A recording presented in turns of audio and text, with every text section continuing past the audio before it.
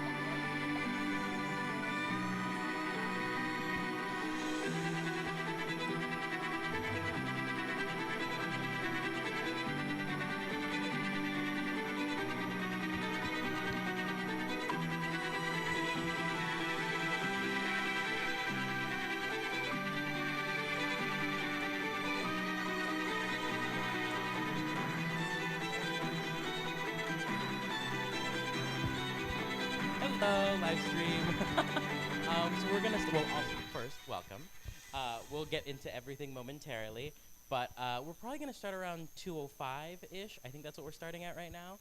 But in the meantime, say hi. Tell us where you're streaming in from. Say a little thing about your show. No time like the present to start saying what your show's about. Yeah. Oh, like right here? Great. I mean, it's one of the biggest learning curves is getting used to the mic, like, right here. But, you know, it'll be great.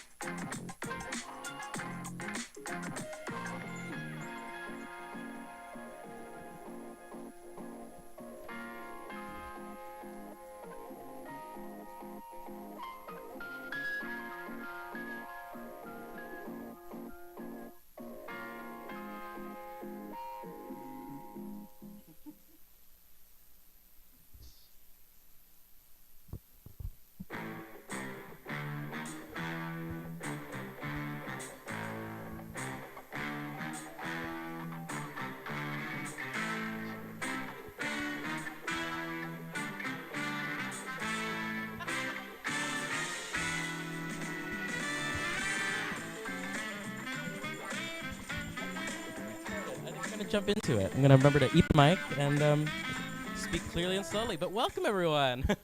Welcome to Town Hall number 2, talking about accessibility. I'm Roddy. I am the Audience Services Manager over here at Hollywood Fringe. I started my Fringe journey in 2023 as a scholarship recipient. And then in 2024, I joined on as staff and have just had a lovely experience supporting the artists. I am always happy to answer your questions and just facilitate your Fringe experience in any way that I can. For a visual description, and my pronouns are he, him, but visual description, I'm a Latin male with black curly hair, currently wearing glasses, a black turtleneck, some jeans, and yes. Jeanette, do you want to take the reins and introduce? Yes, of course I do. Hi, everyone. My name is Jeanette. This may be your first time meeting me, the Marketing and Operations Manager for Hollywood Fringe. I started with Hollywood Fringe in 2022 as a scholarship recipient, started working for Fringe in HFF25, and now I'm still working here. So I'm really excited to be here. This is my first, town hall thing, so I'm really excited to share this experience with all of you.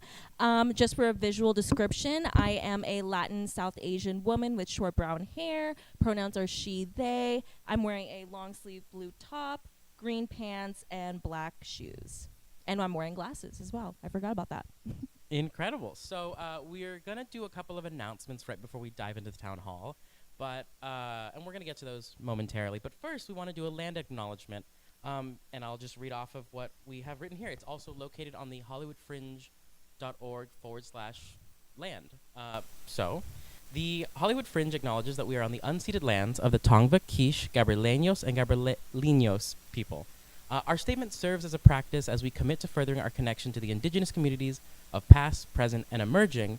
And later in the festival, you'll get a MP3 or a soundbite that we ask that shows put before their performance begins. And then we also want to say hi to the live stream and give a couple thanks because the Broadwater is hosting us today at the Second Stage. They're one of our Fringe venues. Check them out. And then we are going to dive into access needs. So, oh, interesting. This kind of goes for today's town hall, but also future town halls and workshops that if you have an accessibility need that isn't being met, please don't hesitate to let a member of staff know during your Fringe experience. Also for our town halls and workshops, if you let us know 72 hours in advance, we can assist with ASL accessibility and interpretation. Simply email support@hollywoodfringe.org, and then yeah, we'll be scheduling an interpreter and making sure that we're able to assist in any way we can. Oh, we're really close. Okay. Upcoming workshops and town hall events. So part of Fringe's pillars of our ethos is we want to have town halls and events to facilitate and teach producers, oftentimes producing for the first time, how to do so. And so if you look up at hollywoodfringe.org/events, you'll be able to find the full lineup of our programming that we have. Again, this is Town Hall number 2. We'll be going all the way till Town Hall number 5. A ton of good stuff. And if you ever can't make those days, don't worry. All of our events, town halls, and workshops are live streamed and then recorded and found on hollywoodfringe.com. No, Hollywood Fringe YouTube. Yeah, just type in Hollywood Fringe YouTube. That's where you're going to find it. Jeanette, do you want to talk about some upcoming dates and workshops? I would love to. So here are some upcoming events to look at as we start getting ready for HFF25. On Tuesday, March 25th from 7 to 9, we have our 5th workshop, Marketing and Ticketing, at the GGC Theater. That will also be digital as well. Again, just make sure you go to our YouTube channel, Hollywood Fringe, for all of our pre-recorded, past recorded, I should say, events, workshops, town halls, all that fun stuff in case you miss it. A next event after that is Tuesday, April 13th from 2 to 4. Our 3rd town hall, printed guide, ticketing, and press, in person and digital, of course, at the LA LGBT Center. Monday, April 14th, 7 to 9, we have our web session number 2, site navigation, and projects pages. All of these events are very important. I will say specifically, as someone who also participated, this is a very important one. Trying to navigate our site, make sure you have full access, full reign of that for your project. And again, like Roddy mentioned earlier, make sure you go to hollywoodfringe.org/events for our full list of upcoming workshops, town halls, and web sessions. We continuously update that, so just make sure you're checking in with us. And yes, again, any previous events, don't worry, go to YouTube, Hollywood Fringe, subscribe to us so you don't miss anything. Brilliant. And I'm going to highlight about 3 links right now for at this stage in the process of producing your Fringe show. So if you haven't already, definitely check out the participant packet. That's at hollywoodfringe.org/participants. It's about like a 65-page document, so it can be a little big. You don't need to read it all right now. But it's broken up into phases, and we're currently in phase 1.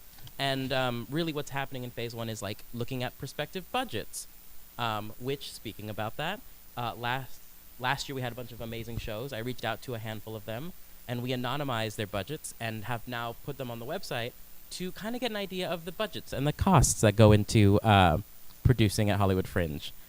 So that's that 2024 budget samples. That is on our blog, so you check it out there.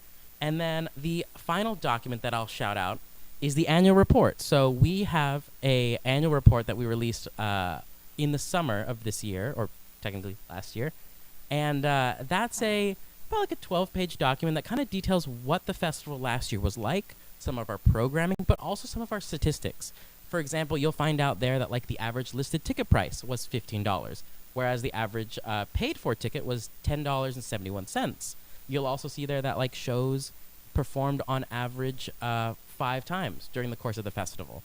And just like more stats like that give you an idea of like what is the typical experience that last year had, and how does that all happen.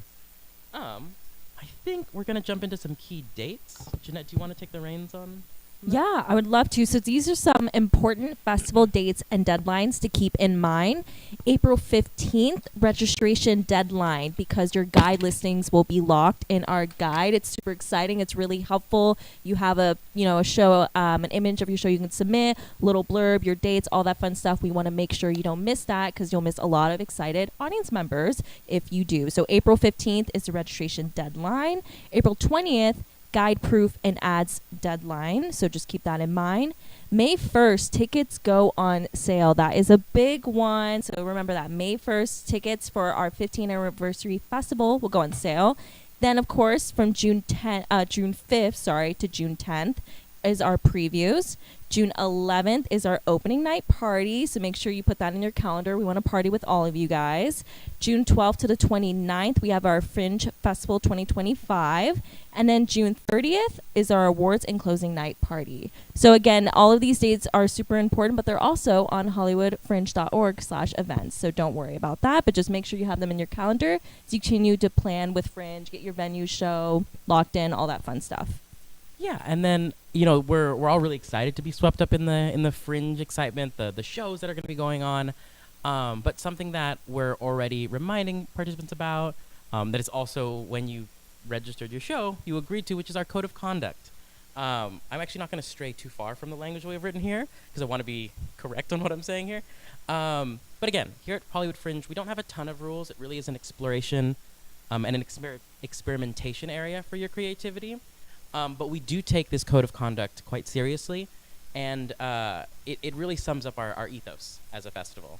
And again, since you've registered your project, it is your responsibility to follow the code of conduct, as well as inform your cast and creative team. Typically, we recommend that that first day of rehearsal, when you're diving into the material and everything, that you sit down, you go to hollywoodfringe.org/conduct to find the full code of conduct, and just go over it with your team. I think taking that time out will really help the overall experience, right? Because we don't want to have mishaps or accidents or whatever may come from just not knowing about the code of conduct. And that extends to digital spaces like this. So those in the chat, go check out our code of conduct, be aware of it. But speaking more to that, so the Hollywood Fringe is committed to creating an inclusive environment in support of our participants. That's all of you here today and online. The festival is built on a freedom of expression and a lack of censorship, which means that we must maintain the utmost respect for one another to create a safe place for people to take risks in their work. The following are not allowed in our community. So that's like microaggressions, verbal and physical intimidation, hate speech, harassment, sexual harassment, assault. Let's go back on here. Whoops. Excessive consumption of alcohol and other legal substances, aggressive behavior. And as you're navigating the festival, something that we want to bring to light is just be mindful of intention versus impact, and then also public versus private interactions. Yes, if you do experience any of the above, or you are doing any of the above, a member of Fringe staff will come to you with a complaint, and please take it seriously. If our code of conduct is not followed, your time at Fringe can be ended before the festival finishes. And then if you witness or experience any of the above, please report it to any present Fringe staff members as soon as possible. I think the sooner we get reports, the more speedily available we're able to act on those. And always, you feel free to email conduct@hollywoodfringe.org. That email is monitored very regularly for these kinds of events. Yeah, so just like, thanks for hearing that spiel, but thanks for like, a pre-thanks for you looking at your code of conduct, for you talking about it with your team, because it's truly going to help so much. Actually, I'm going to take this one because it's about office hours, and I love office hours. I missed the last one because I was resting, basically. So towards the end of March, we are going to be moving into in-season office hours. And a little bit about office hours. Some of you, I'm seeing familiar faces, have been to them.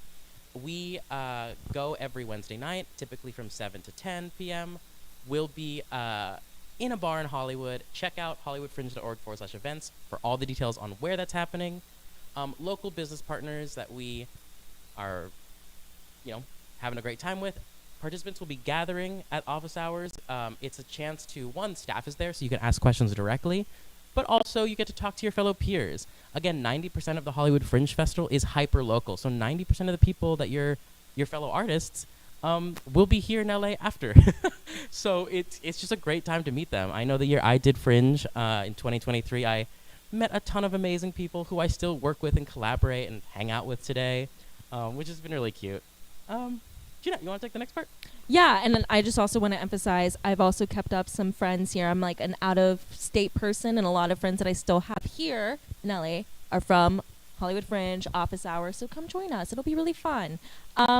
Okay, 1 month till April 15th left to register and book your venue. Okay, I know it's intimidating. This is like, everyone's a little anxious, like, where am I going to put my show? My show is so amazing. There's so many different spaces it can be performed in, and that's all true, but we have to make a decision. So remember, it's so true, so real, but let's make a decision, friends, so we can continue showing everyone and getting butts in seats of how amazing your show is, right?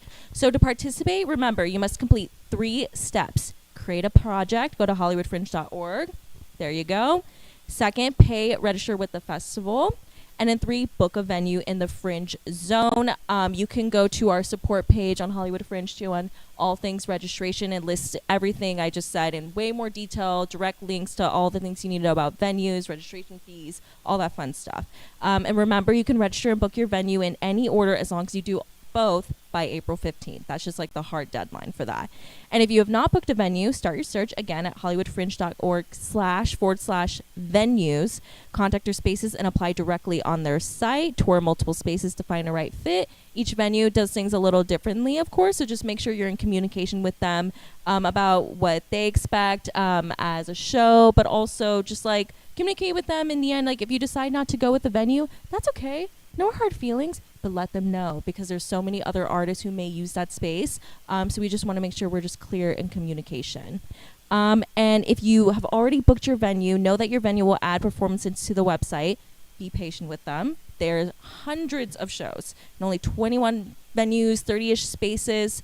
They're moving as quickly as they can. They're so amazing. They understand how important each and everyone's performances, shows are, but just give them a little bit of patience, and then don't worry, they've got you taken care of. Yeah, and then as we're kind of concluding this segment of announcements, so thank you for listening to this portion, because it is a lot of announcements, and it can be a lot, but I've got some things to answer that if it feels overwhelming. So if you aren't subscribed to the Fringe newsletters, please do so.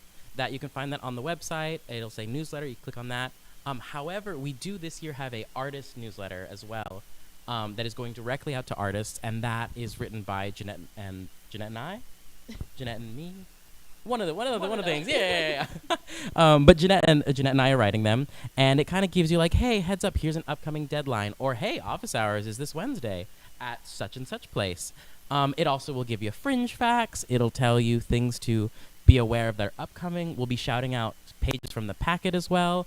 Also, within that newsletter for artists, you'll see a link to schedule a one-on-one with the artist services manager, which is me.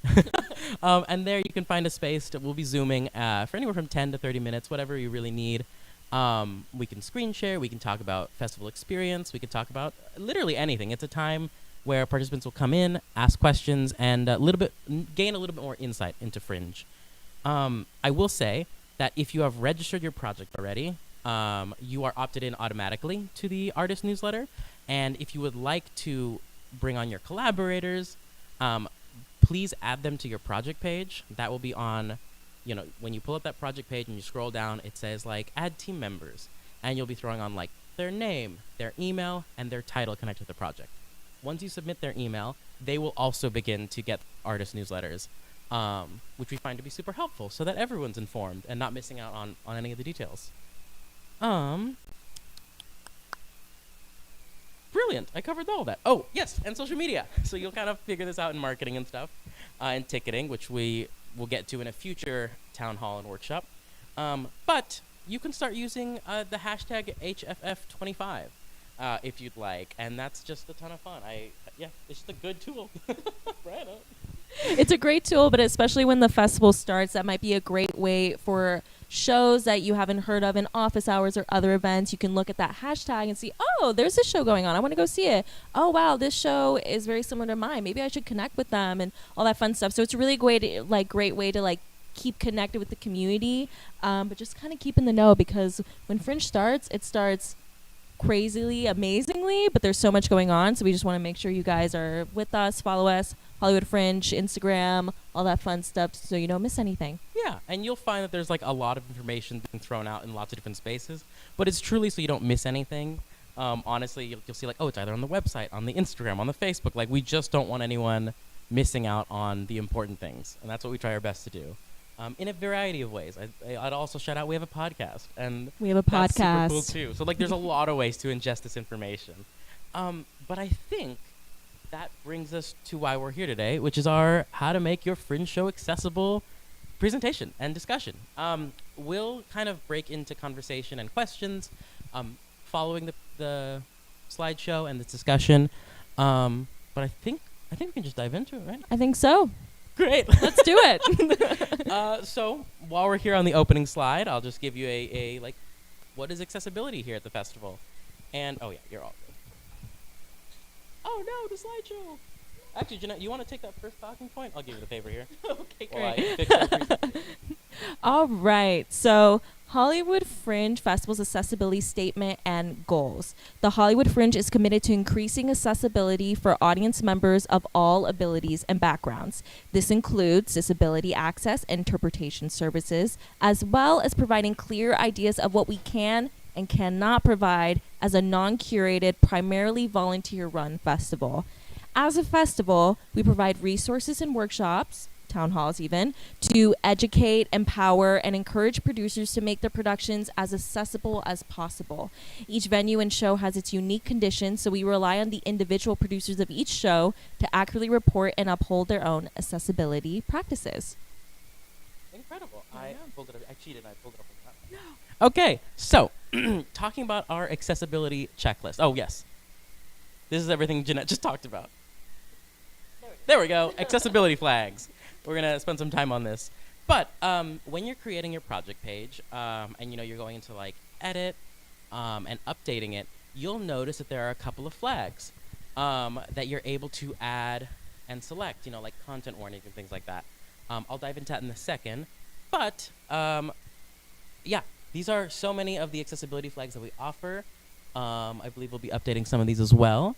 But for example, with our lovely ASL interpreters today, that is one of the flags. If you have a show, if your whole show is an ASL interpreted, like the whole run, you can add that. But also you can add select performances that are ASL interpreted. And so that will help on the search function when those who need ASL interpreters for their experience here at the festival, they can select that on the search bar, and then your show that is ASL interpreted for that night will be found. Yes, that's just one of the many examples. And we look over here. Oh yeah, so it's amazing that we're using the accessibility flags because they're crucial. You also do have to like follow up on the accessibility flags, right? So again, don't click ASL interpretation if you're not having one, but also know how to work with it. Like some are hard of hearing, and I know our venues here have like some of our venues have auditory devices that can help as well. And so that's where communication with your venue is key.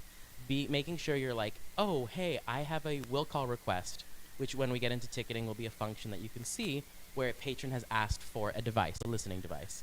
Not all venues offer it, and that's something you should absolutely communicate with them, being like, is this a service you offer? And that might be like a thing you want to make sure is a part of your festival experience for you and your patrons. And then once you've received a request, you can communicate that with your venue, and your venue's like, great, here's our device, here's our technology, here's how we make this experience happen for our audience. Let's see.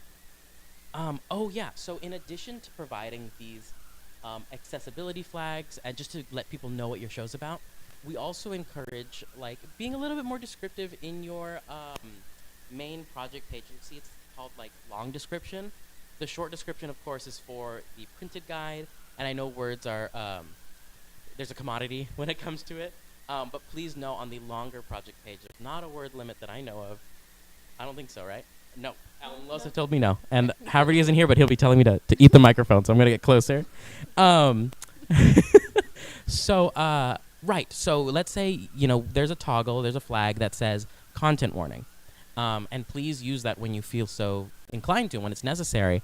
But it doesn't specify what that content warning is, just that it is in place. What you can do on your project page, like when I did mine in 2023, my show contained suicidal ideation and discussion on suicide, and so I brought that up on my longer description. I kind of like bolded it, or was the first thing there, being like, heads up, this is what that show content is about. As well as there's a couple others, like multi-language performance. There's also performances in Spanish or multilingual shows. So a show that is like 50% English, 50% Spanish, or however the breakdown happens. You can also raise that as a content flag, just so that people know, like, oh, great, like, I'm a predominantly Spanish speaker. I know I will enjoy this. I know I will connect with it more, which is incredible. That's how they can make their decisions. There is also another one called nudity, and that's not searchable, because that would be strange. We just want to make that clear. You can't search for nudity on the website. And we're just, because we don't need to do that. But you can identify your show as containing nudity so that when a patron is buying a ticket, they understand what's happening. And Must identify. Yes. Yeah, right? Let's see. Let me see if I'm like jumping the gun on any of this. So you'll also see some venue accessibility flags, right? And so with the venues, some of them are wheelchair accessible, and some of them unfortunately aren't, and that's just the nature of some of these theaters in Los Angeles. Again, that's something you want to be aware of. I know that some venues have ADA compliant plans in place where like their theater space is ADA compliant, but they may not have an ADA compliant restroom, and so they've partnered with like a business down the street, a business across the street, to make sure that is provided. Again, follow up with your venue, check in with them on whoever you're like wanting to make a contract with, and that will give you a better sense of what they can offer and what they can't. We already covered assisted listening devices, ADA compliant restrooms. Yeah, size inclusive seating, same thing. It's just a conversation with your venue. And obviously most of you will be touring spaces with your venue and like checking in, seeing it for yourself, knowing what they're able to accomplish and what they're not. But honestly, with the initial journey with flags is just talking to the venue and seeing what's able to be provided. Yeah, I think. You want me to take it? Okay, cool. Yeah. I'm on a roll here. So, I briefly mentioned it, but I was speaking top of my head. This actually details how to add a flag. So when you add a flag, oh, brilliant. When you're adding a flag, you're going to go to your project page, which is that space where you're like uploading photos, where your long description lives, where you're adding your team members, right? So you'll go into your administrative side of it, which only you can see as the primary producer, and any other party you've like opted into that. So like your cast members probably won't be able to see that unless you allow them access. Clicking on the admin tab, clicking on the individual show you want to edit, unless it's like a general content warning, you can apply that to the whole show. But like we're saying, for ASL interpretation, it might be a one performance only event. So that's where you'll be going to edit that in. And then again, check any features your show may have, whether that's everything we just talked about. Let's see. Yep, and like we said, we're working on the site right now and always continually updating it and listening back to what artists have said they would like, which is why we have like drop-down menus, which I'm so happy about. But also the search functions. You're able to find anything that you really want to, except for nudity. Can't do that one, for good reason. And yeah, that's how that all works out. I think we can go to the next slide. And yeah, do you want to talk about this? Yeah. Yeah, go for it. All right. So definitions. So just so you guys know what we're talking about when we're talking about accessibility terms. So we're all dealing with the same vernacular. Relaxed environment / sensory friendly performance. Performance with slight adjustments, including the reduction of any jarring sounds or intense lighting, plus a separate quiet area and activity area for those who need to leave their seats during the performance. Specify for those who need to leave their seats during, specify on the project page which dates these performances will take place on. Learn more about what to expect at a relaxed performance and why to offer sensory-friendly performances if you select this option list on your project page. What adaptations you will make to give as much information as possible to those searching for this option. Yeah, and then speaking a little bit to the practicum of that, you know, when I've been in shows and I've attended like relaxed environments or sensory friendly performances, that includes a lot, and I encourage you to do your own research and endeavor. My experience that I've seen as an audience member has been like leaving the house lights on in case of you know, blackouts, like kind of like what we're seeing today where we have a house light situation going on. It also is like toning back strobes. If you've planned shows that have strobe lights, removing those cues for that performance. Additionally, I've seen like, let's say your sound system, your sound cues are all at 100%, toning them back to 50 those are some things I've commonly seen that are easy like solutions to things without interrupting your intent of your show or everything your show's about. Hey, well, you're in the right place. Just feel free. Come. Welcome to the Accessibility Town Hall. I'm gonna move on and talk about live ASL interpreted performances and captioning available. So just like at this town hall, we have our lovely ASL interpreters helping us out today from Sign Language Company. They're listed in the packet. You can reach out to them. We also have a couple other options for ASL interpreters. And it's all about getting that conversation started. Like they, you know, hopefully sending in a script beforehand, giving them an idea of what the show's about, finding placement. Obviously, like you're developing this show and you're taking the stage, but you also want to be like, hey, this is how it's going to go. We're going to have either a light on you or making sure you're not going to be in darkness so that people can see the ASL interpretation happening in real time. And again, just like on those flags, listing if you're able to accomplish like all the performances will be interpreted, or if it's like, no, I can only at this time provide an interpretation for one show. But like making that very clear, and also like putting it on like where everyone's following. So like if you're creating an Instagram page or a Facebook page, like making sure you're telling, hey, Saturday night at 6 p.m. this show will be interpreted. And that's, if you need to know, now you know. Captioning available. So there's a couple different ways of going about with captioning.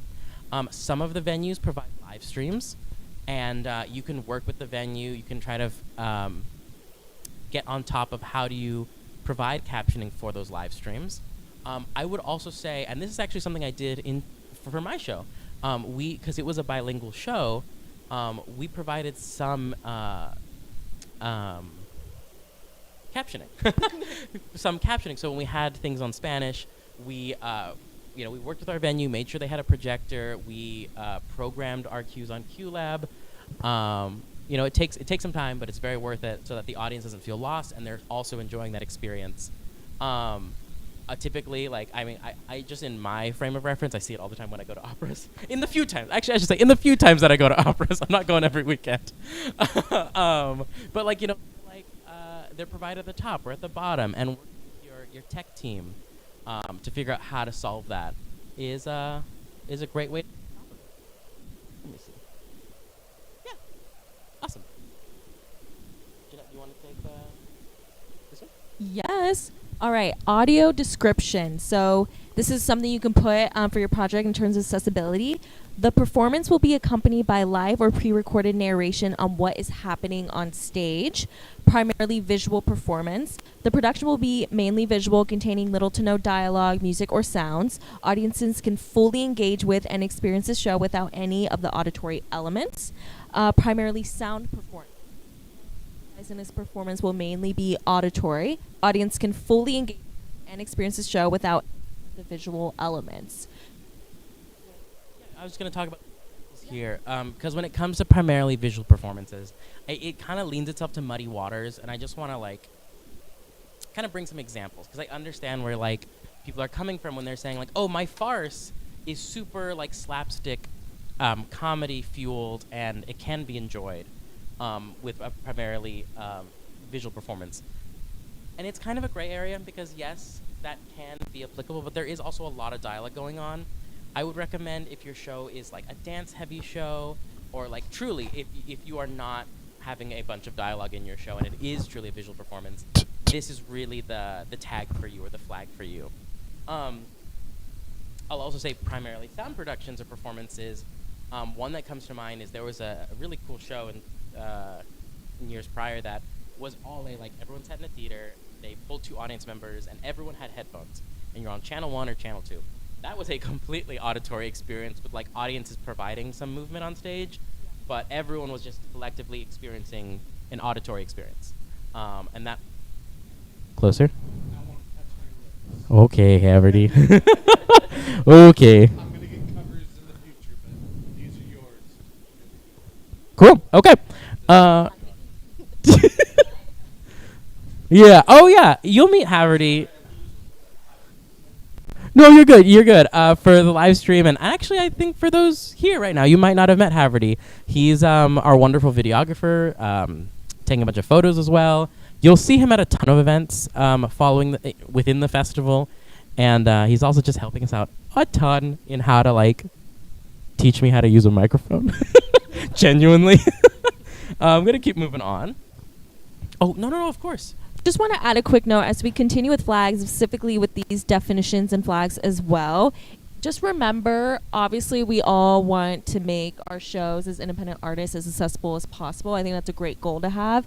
But especially for this, the goal isn't to have as many flags as possible. It's not about, you know what I mean? It's just make sure that, if you do put any flags, people really do listen in, and really take that into consideration if this is something they look for their best enjoyment of your performance. So if you really just like Roddy said, think about primarily visual, it probably leans towards more a physical theater piece. Just really think about does this definition actually accurately describe my show? Just so audience members are very clear about what they're getting into before they sit down in your show. That's it. We'll continue. Just want to put that note in there. Thank you. That's incredible. Yes. So we've got sensory advisory, flashing lights, smoke and haze. A lot of these are also venue conversations. But let's talk about sensory advisory first. So yeah, again, there have been shows that have a very loud noise at the very beginning to kick it all off, or somewhere else in their run, in their performance.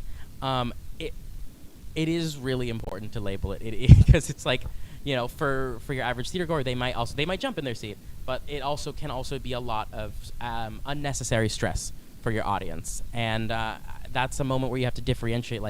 Is this a sensory warning? Is there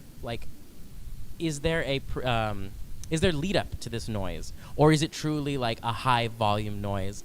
I will also say about volume levels, we have a lot of phenomenal venues here. Some of them, like the Broadwater here, are 4 theaters in this space, so Something to just be courteous about with your fellow artist is noise bleed. So right now we're here at the second stage. Right next to us, though, is the black box. And shortly over there is the studio and then the main stage. Like, they're all pretty close. So just being courteous of your fellow participants, because, again, theaters will be running all day for the whole month, and you don't want to have your neighbor being like, hey, I'm so sorry, but, like, that's really, really loud. And, like, it's a conversation, but, like, just be aware of your performance, your production, getting along with the rest of those in that space. Flashing lights. We kind of talked about it a little bit with strobe effects and how you can tone those down or accommodate them. But also, you know, in your traditional show, like if there is a ton of flashing, just list that out. I know that I've had shows where we blast the audience with light, and it's something that we very, very are adamant about letting our audience know, like, this is going to happen at a moment. For whatever reason within the show, it's built that way. It just helps the audience out a ton. I also wouldn't recommend, like, I did that very early in my theater days where I was like, I'm gonna blast them with lights. Nobody likes it. Especially if the cue messes up. You're just hitting them with light for a while, and it's like, was it worth it? Was it necessary? I don't know. Anyway, lastly is smoke and haze. I will actually add an additional one to this, unless I'm jumping the gun. But speaking to smoke and haze, yes, list this on your page. Like, be aware of people with breathing issues and asthma.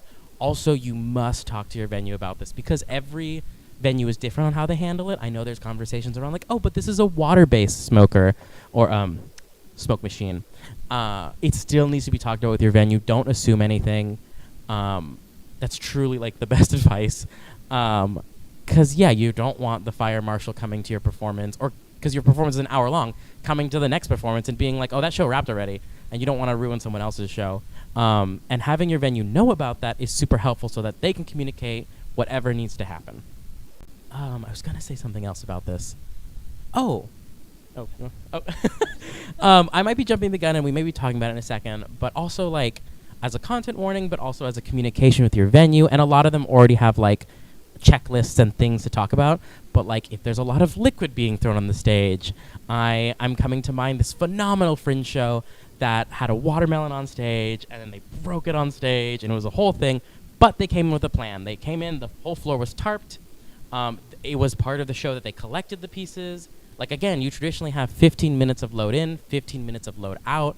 And it's just like, if you want to accomplish these big things or these outside of the box things, talk to your venues 100%, but also come in with a plan to offer your venue. Like, I'm assuming most venues have plans in place, but if you can begin that conversation and be like, I've thought about this, here's a way that I have solved this.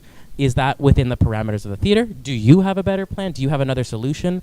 And also, a lot of these venues have done Fringe before and have seen a lot of out there things. I know another thing is like blood on stage and what kinds of blood. And even if that's allowed, not every venue will allow this. And so it's like, well, what's your cleanup plan? What are you going to do in those 15 minutes?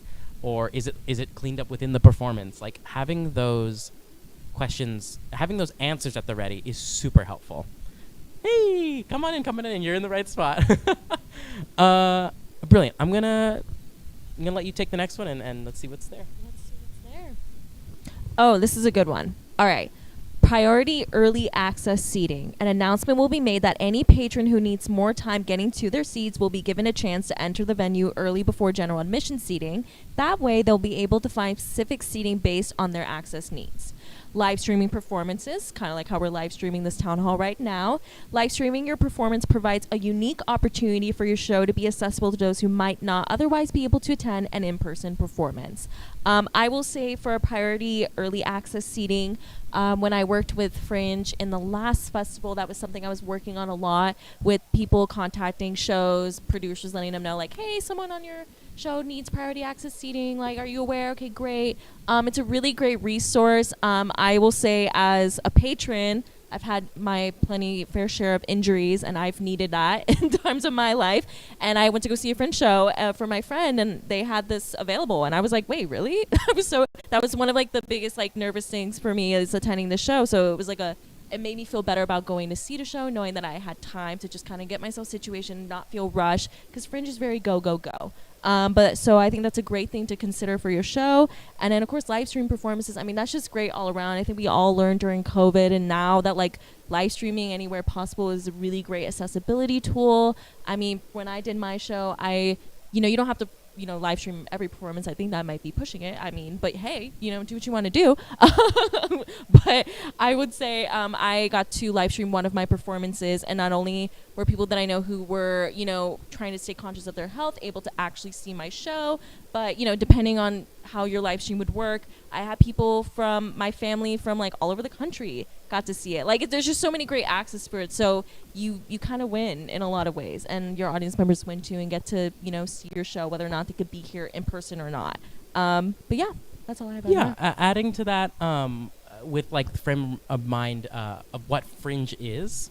So talking about priority access seating, keep in mind that your show, typically the norm is that you have 15 minutes to load in. That also is inclusive of your patron seating, getting them into the theater. So I know the year that I did it, I learned so much. I learned so much, truly. Where we had the audience file in the final 3 minutes, we didn't have a priority access seating moment, but like that is something that I regret having not thought of at that point. And it's something I wish, like, if this did happen, I would have a game plan. The other thing is, it's Fringe, and if someone is coming in and needs priority access seating during your setup time, like, let it happen. It's okay. The Fringe magic is not broken if they're seeing you set up a table or a couple blocks or getting ready to perform the show. With live stream performances, not every venue has the Wi-Fi strength to do so. The venue I was in wasn't able to. So instead, what I did is I was looking through the participant packet, and that supplied a wide array of individuals who were filming shows for a discounted rate. A lot of the discounts in the participant packet are a lot of the offers, in the participant packet are discounted. So you'll see graphic designers that have a regular rate, and they're like, actually, we're going to do $20 off, 10% off, 15% off, and same thing goes for videographers and photographers. And as a result, because I wasn't able to do a live stream, I instead recorded the show, and then we sent it out to those that weren't able to see it. And we're like, here's like a pro shot, where we and when you do that, you do have to keep in mind with your seating, like, oh, right, so the camera's going to be in this spot. I need to remove one ticket from my from what's available to be sold. I know that I was very lucky to have like a very well-attended show, so it really became a priority, being like, the camera needs a spot. The camera needs access ahead of time to set up, because again, it's 15 minutes. Like, okay, camera gets in first, they set up, they have any questions, which are hopefully discussed prior, and then the audience, and again, comes in with the camera already in place. And you may find yourself wanting one standard shot, you may want multiple. Talk to whoever you're asking to film your show, but make sure you have seats for them, because it's just important. Brilliant. Size-inclusive seating. So we kind of talked about this at the beginning as well, but seating options are available for all body shapes and sizes. So again, it's kind of this thing of like letting the patron will notify you that they would like to have size-inclusive seating. Many of our venues do offer it, which is amazing. Sometimes it comes to a seat that has a removable armrest, a detachable one, or a flexible one that can help. Bench-style seating, from what we've heard, is the most accessible form of seating for many of the patrons. You can. I think that there are options of adding seats to many of the theater venues, keeping in mind fire regulation and safety, but oftentimes they're a little bit bigger, so they can accommodate an extra row here and there. And just ask them if they have bench-style seating available, because you could put like a regular foldable chair system, but you could also say like, hey, do you have a couple of like boxes that I'm not using in my show that I'd love to lay out? Whatever works to accomplish that. And yes, so again, it's if nothing else leaves this accessibility meeting, it's flags and talking with your venue and keeping that strong level of communication, because there you can ask, hey venue, what's your depth of seat? Like, how much legroom is there? How wide is it? All that good stuff.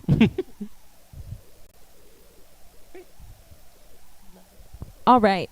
On-site ADA compliant restroom. So inside the venue is an accessible restroom with proper signage that complies with California's ADA guidelines. Learn more about the requirements which I guess we will have there. I just realized.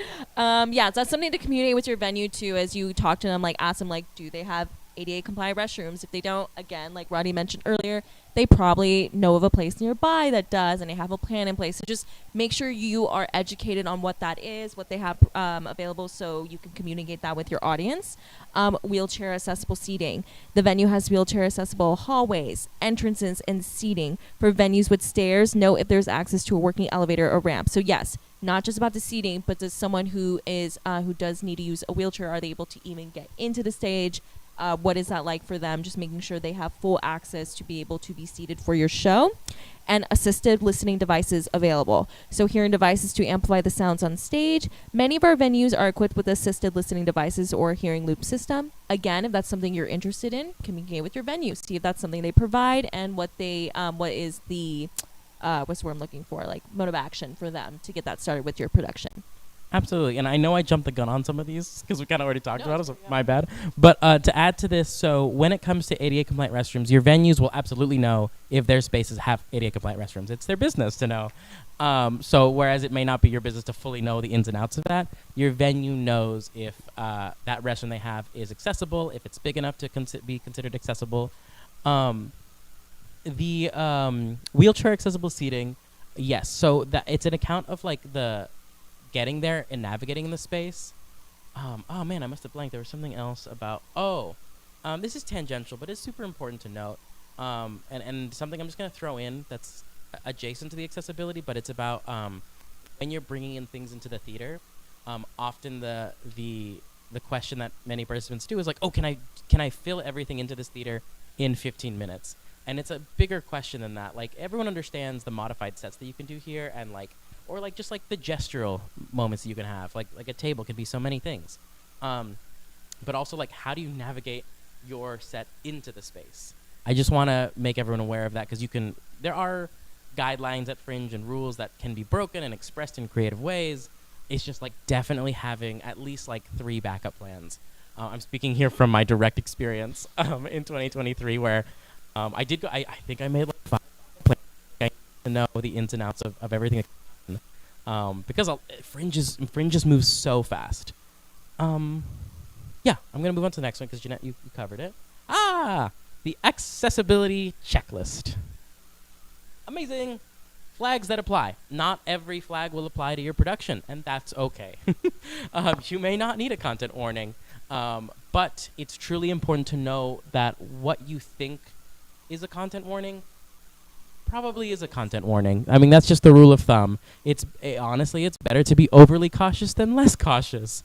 And understanding that like a lot of shows may have, I mean, my show talked about very traumatic experiences or discussions, and that was something I very much needed my audience to know, because where as a patron I sometimes like to go in surprised, it is a different ballgame when you're talking about more intense subject matters, and so it is better to land on the side of caution than not.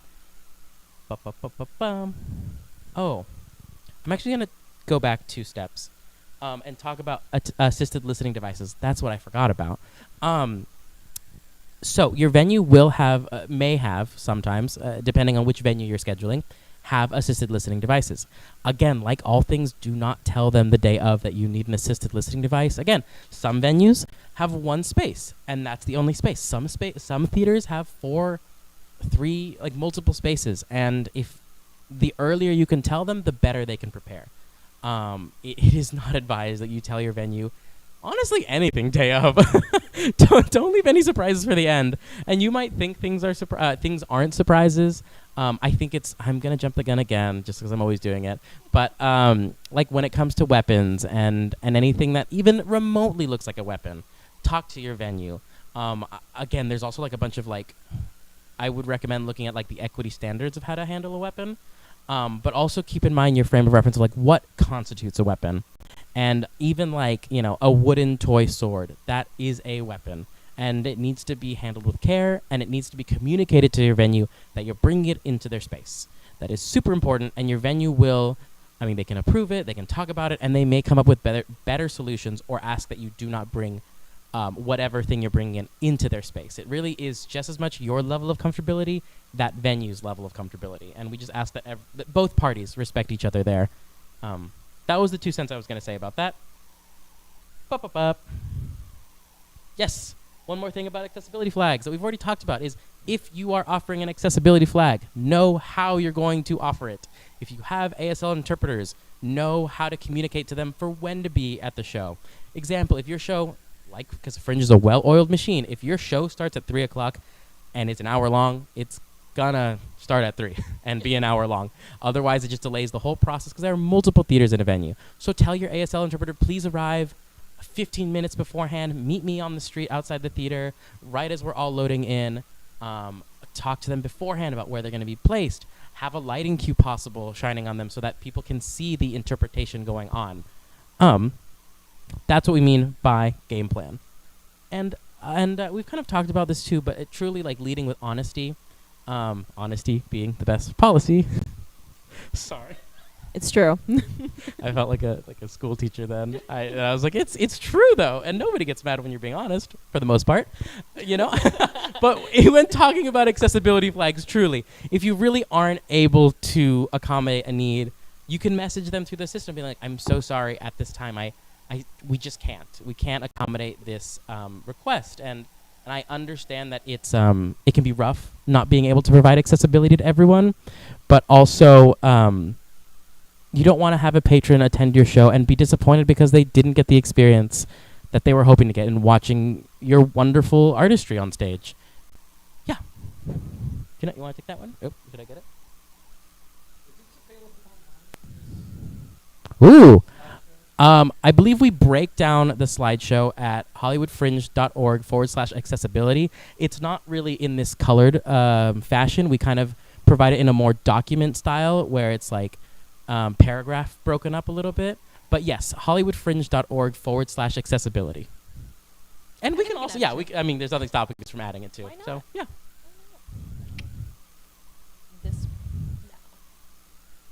Cool. Perfect. All right. 3, confirm your venue's accessibility flags are up to date, and accurate for your performances. So again, like we've been saying this whole town hall, we're going to keep saying this for every workshop, anything we do in the future, just communicate with your venues. Like they know what they're doing. They have to keep up to date on everything, like, and know exactly how their venue works for patrons and all that fun stuff. So just communicate with them. Make sure, like, let them know, like, should I do this? Like, would that actually make sense? Is that something we can provide? Yeah. I promise you they are more than excited to let you know and communicate what they're able to provide. And 4, ensure that your actors, box office, and production crew know your show's accessibility plans for audience members as well as what they can expect. So same thing like what Roddy was saying earlier, when you make a project page, make sure that any team member should also make a Hollywood Fringe account and be added onto the project page so they can receive like artist newsletters and all that stuff, but also really keep up to date about all the ins and outs of how the shows work. It's just really good for everyone to know too. I think it's just good practice, especially if it's your first time producing a show, which is super exciting. We have a lot of first time producers at Fringe. This is a great thing to learn. It's like, okay, like I'm using this venue and they don't have an ADA compliant restroom on by. Okay, that's good for me to know. Okay, so how should we have someone to direct someone to this location that they let, like all that fun stuff. It's just really good to know the ins and out, yes, of the show itself and the production, all your cues, but like the beginning process of getting your audience members and then when they leave. I know this we might be mentioning this later if not, but even like parking, I know that'll be included later in marketing, like in ticketing and stuff, but just think about parking too. Like that's a huge, accessibility, and just also we live in LA, so just make sure people know because that does take time as well. So anyway. Yeah, 2 things I'll add, because if parking is not covered in the future sections, we'll just talk about it right now. It's super helpful to know on the project page when tickets go on sale May 1st, people will begin buying tickets. Also, don't panic if it's May 2nd and nobody's bought a ticket. People sometimes buy tickets the week of, the day of. Yeah, it happens. But as people go along and purchase tickets, you will be able to message them directly. And what we advise is either a 24 hours in advance, sometimes it's the morning of, but like truly reach out to them. Also, it doesn't hurt to email them twice directly to talk about, hey, my performance starts at 2 o'clock. Here is the address. Here's what you need to know. You may do some personal research and be like, oh, I know that there is often parking available on X and Y streets. Please be on time. Honestly, that that messaging system also serves extraordinarily helpful to be like, hey, this is Fringe. Not every audience member knows about Fringe. You have to be in the mindset of you have to be there on time. Sometimes there are shows that you may find yourself attending or producing where the venue opens up, like the entrance to the theater opens up to the stage. And this did happen to me a couple times where we said we will not be seating any late comers because it interrupts the flow of the show and we don't have that built in. And there were moments where we closed the door and people missed out. And again, you can accommodate, like I'm sure they'll reach out to you being like, I'm so sorry I missed the show. Is there any way I can see it? And you can take that conversation elsewhere and try to figure out how to get them back into your theater if you really want them to come see the show. And then we were talking about accessibility plans. Just like every venue is different. Some of the venues can accommodate your box office. Some cannot. When you're negotiating your contract, it'll be listed that, oh, this venue, they requested that they maintain all of the box office, like in person, meaning you will send them their will call and any accessibility requests will be sent to them earlier. Some of them, however, are like, no, we don't have the infrastructure or the capacity to handle your box office. It says so in the contract. Just double check what the language is. And so either you're informing the venue or you're informing your friend or your box office manager who's running that for you ahead of time. Those are the two things I just wanted to add to that. That's so funny. You'll meet Wiley as you like experience your time at the festival, and he helped us like create these because this is a lot of his brainchild and wanting the accessibility things to come out. I didn't realize they were both pink and green. It's just giving me Wicked vibes, and that's not super important right now, but I just wanted to let you know that's what I was thinking. Do you want to talk about yeah, I would love to talk about Wicked. No, I'll talk about content warning. So, a warning audiences can view on your project page prior to purchasing tickets, stating if the production will contain potentially triggering / harmful content. Content warnings play an important role in ensuring your audience feels safe, prepared, and has the choice to protect themselves from discussion or portrayal of potentially harmful topics. Roddy mentioned this earlier. For his show he did at Fringe, he put suicidal ideation. My show also had suicidal ideation. I made that very clear. I also just talked about death a lot and grief. So I just said, hey, we talk a lot about grief and death. Like, if that is the whole show. So if that, so my honest members know if they don't want to come see that show, that is totally fine. But they made the choice to protect themselves and say, I'm not going to see that. It's really important. I just think it's really important. It's just really good. It's also just good, like, to really think about your show from like an objective standpoint of like, okay, so like if I was someone walking in trying to see the show, like what would pop out at me? It's just really, I think it's just really good to communicate. And again, everyone in your team should be aware of these content warnings too. Yeah. I'll also add that there are some shows that have audience interaction. Of course, the immersive shows it's very much more implied that it's more interactive, but there have been many shows at Fringe that are solo or ensemble shows that bring an audience member on stage. There's a whole discussion about how to go about doing that. You never just want to be like, come with me on stage. It's like, no, let's roll it back and like maybe it's like extend an arm, or if you sometimes the performers aren't able to vocalize as per their show. But of course, some of them are like, could you please join me on stage? And no is an acceptable answer. If you want to notify your audience, you can say like, hey, just so you know, there are moments in which I bring on an audience member. If that is something you are open to, feel free to sit in the front row. I know that there are just a couple of audience members who are a bit skittish about being interacted with in that way. And so they're like, actually, let me sit in the back so I won't be selected. Which is totally fine, and it's just getting everyone to enjoy theater the way they want to, and the way that you've explained to them that you are performing your show.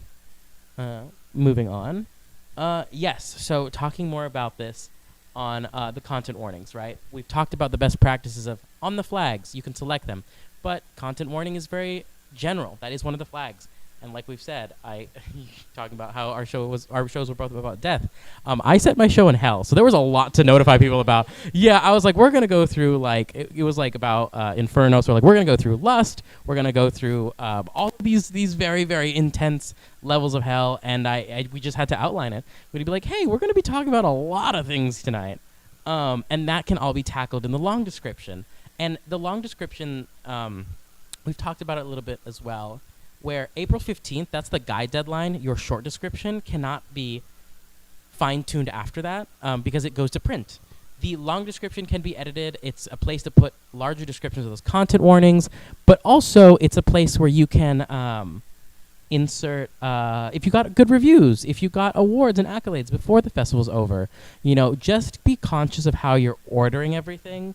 I do feel like the content warnings personally should go first.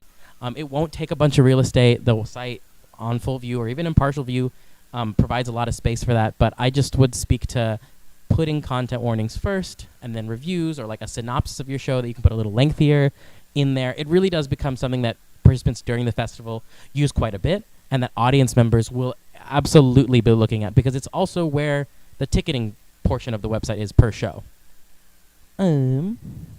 Yes, and like we said, like we've talking about is diving into what it means to have that content warning. If we're talking about suicide ideation, if you feel so inclined to explain a little bit more, or if you're talking about death and themes of death, like it's about like the loss of a parent.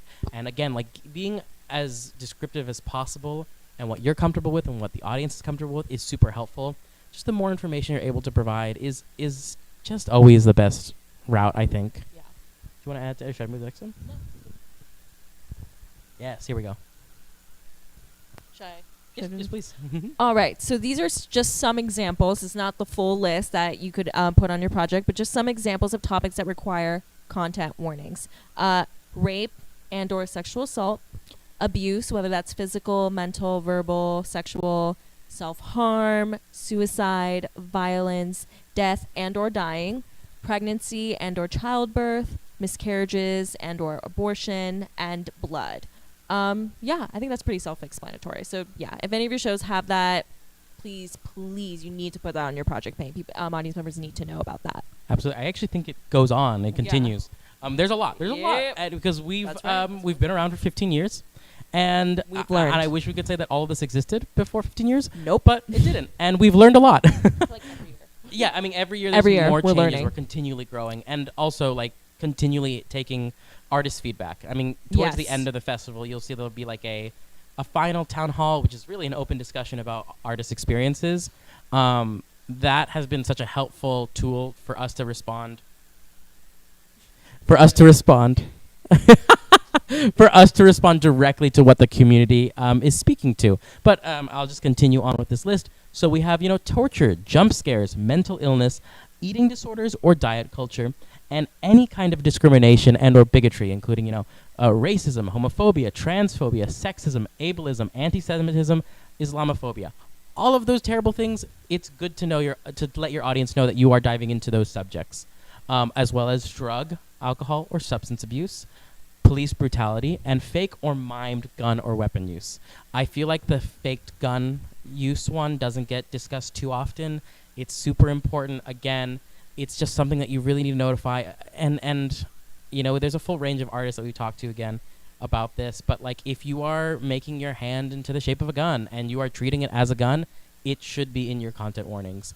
I understand that sometimes it can be used in more comical matters, but we do ask that you list that and you display that. And even if you want to explain like it's used in this context, like by all means provide that information. Because it's important, and like nobody's really at fault because sometimes you just forget.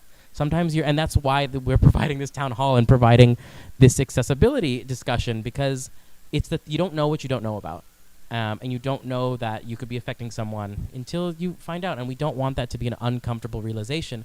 We would like to preemptively notify you about how to provide the best experience for your artists, for your fellow artists and your audiences. Yay! Jeanette, I don't know why I didn't say anything. Do you want to tackle this one? I was like, oh, got so excited. Okay. Personal accessibility request. Through the website, patrons have the option to make a personal accessibility request, which will be communicated to the producer or producers of that show. It is up to the discretion of the individual producer or producers if they are able to accommodate the request or not. So some examples may be brighter house lighting during seating, large print program, extra assistance getting to their seat, copy of the script prior to performance, civic seating request, for example, front row for hard of hearing or visually impaired patrons. Again, just like we've mentioned, I think, throughout this whole town hall and even at the beginning, don't just say yes for the sake of getting someone in your seat. Like, they really are genuinely gauging, like, is this going to be something that they're going to enjoy? You know, is this something that they're going to enjoy in, like, in the ways that they are specifically asking you? So just make sure you're keeping track of your emails, any requests you get through. Just be honest with them. It's okay. I promise you, like, they're, like, sure, they'll be sad not to see your amazing show, but, like, at least they'll know that, like, okay, this wasn't going to be a great performance for me to sit in and watch anyways. We just want to make sure our audience members are comfortable. Yeah, and speaking to, like, what I cannot provide, it's not all the time that Fringe shows have print programs, let alone large print programs. So if that's not something you're able to accomplish, if it's really not in your budget, again, like, but you should be in the phase right now of budgeting and seeing what you want to provide.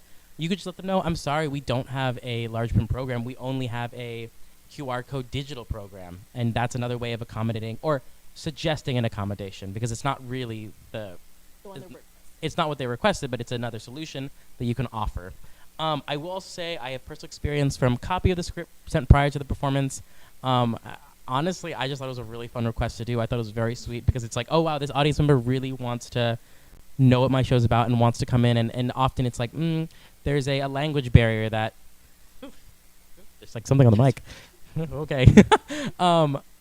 The accessibility request is like, yeah, sometimes we have audience members that aren't able to comprehend what's going on in live time super fast. Like, not everyone's first language is English, and it can be difficult. So if you're able to provide that script to them ahead of time, I find it very, very endearing and very, very like, yes, you really want to know what my show's about. I'm so happy to provide that, and I'm so glad they felt comfortable asking for that, because it can be a big ask, I think. I think that there's a lot of humility in asking for this, and a big, like, honor in able to provide that, if you are able to provide that, I should say. Yeah, I mean, sometimes the show is improv, and then you're like, you have to explain to them, like, we don't really have a script. We have a structure. That's another thing. I know there are some improv shows, or there are moments of improv, letting your audience know that too, because I've seen a lot of that happen at Fringe. The great improvised moments, but it's not really a script thing. Brilliant. So, through the website, you'll be able to directly communicate with everyone. This is when we talked about, like, parking notification. How do you... The website has its own messaging system, right? Also, I've used it as well because, you know, we're in the month of June, and we're in Hollywood. There's a lot going on. I think one day I was performing my show. There was a Hollywood premiere. The Hollywood Bowl was performing, and then they closed off another street in the Hollywood area for a pride parade. So a lot was going on, right? So I had to notify all my patrons, being like, listen, we always say to be here, 30 minutes early. Listen, I'm going to have to ask everyone, or just, like, notify them. This is what's happening in Hollywood. It's going to be very difficult to navigate the streets. It's going to be even more difficult to find parking. Communicating to them, all of that is super necessary, and helpful that, you know, you perform to the house that you planned on. Like, you know, if you sold 60 tickets, I really hope that 60 people are able to enter that audience when your time for your show comes. Similar vein on accessibility, you know, you'll be able to let them know what the performance will entail if they haven't checked in on your project page. Also, you can remind them about, like, where the box office is, which for some theaters, they only have one box office. For others, like the one we're at here, I believe that every artist functions as their own box office. And you have to tell them, like, oh, we are the main stage. Our box office will be located outside of the theater, located on this side street. Don't get confused, because there are other shows performing. And it has happened. It has happened where an audience member is like, I'm in the wrong show. and they still have a great time, hopefully. But you know, mishaps happen. I've almost watched the wrong show before. I was sitting. Yeah, it's happened to me where I was like, this is not right. And that's okay. That's okay. And you know, if I fully read the email, I would have known. So just make sure you have those emails or messages detailed for your patrons. All right, so these are some good box office practices. Clear directions and signage. Again, probably there were when that day that I went into the wrong show. I just didn't read them. That's my fault. But that's user error. Consider your audience's experience. Be hyper aware of not tokenizing audience members with accessibility requests, while also working your hardest to ensure their access need is met. Remember that it is better to be clear about what you can and cannot offer audience members than to promise something to a ticket buyer you cannot come through on. Like we've been saying pretty much, I think these last 2 bullet points are really much just, again, it's not about being like, yes, I'm going to be the most accessible show in the world. And if you can, cool. But like, that's not what it's about. It's about just communicating with your audience, being realistic about your show and what it can provide.